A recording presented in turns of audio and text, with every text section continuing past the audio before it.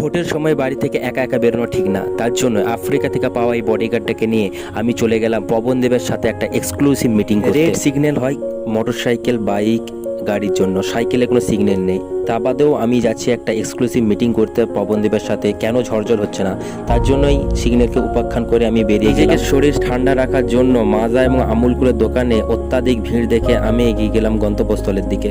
মাঝ রাস্তায় আমাদের কনভয়ের সাইকেলগুলিতে তেল নিতে আমরা চলে গেলাম তেল পাম্প। পবনদেবের সাথে মিটিং এই বনলতা নামক হোটেলটিতে আমাদের ফিক্সড হয়, তাই আমরা গাড়ি টাড়ি নিয়ে পৌঁছে যাই।